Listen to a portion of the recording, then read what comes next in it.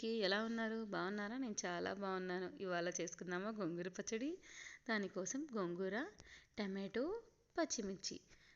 Stove మీద pan పెట్టేసుకొని oil వేసుకుందాం. ఆయిల్ కొద్దిగా హీట్ ఎక్కాక పచ్చిమిర్చి కూడా వేసి వేయించుకుందాం. అవి వేగిన తర్వాత గిన్నెలోకి తీసేసుకుందాం. అవి చల్లారాలి. ఈలోపు మనం అదే ప్యాన్లో గార్లిక్ కూడా వేసి వేయించుకుందాం. కొద్దిగా సేపు గార్లిక్ వేగిన తర్వాత టమాటాను కూడా వేసి వేయించుకోవాలి. బాగా తింటాను అంటే వేసుకోండి, లేదంటే స్కిప్ చేసేయండి.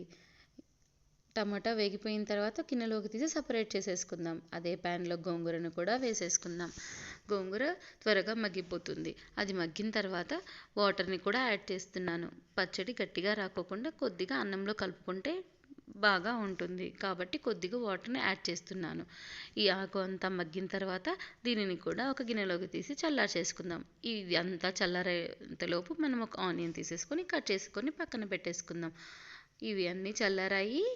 ఇప్పుడు ఒక మిక్సీ జార్ తీసుకొని మిక్సీ జార్లో పచ్చిమిర్చి, ఉప్పు వేసి మిక్సీ పట్టేసుకోవాలి. అలాగే మిగిలినవన్నీ కూడా వేసి ఒక్కసారి మిక్సీ వేసేసుకుంటే చట్నీ రెడీ అవుతుంది. చట్నీలోకి తాలింపు పెట్టుకుందాం.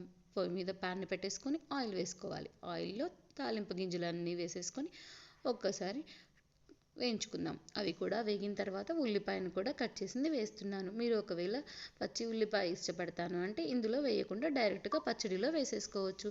ఈ తాలింపు అంతా వేగిన తర్వాత తీసుకెళ్ళి మిక్సీ పట్టిన దాంట్లో వేసేసుకుంటే గోంగూర పచ్చడి రెడీ అయిపోతుంది. ఆహా, ఎన్ని వంటలు ఉన్నా గోంగూర పచ్చడి అంటే చాలు నోట్లో నీళ్ళు ఊరిపోతాయి. వేడి వేడి అన్నంలో తినండి, ట్రై చేయండి. ఎలా వచ్చిందో కూడా కామెంట్ చేయండి. Like, share, subscribe.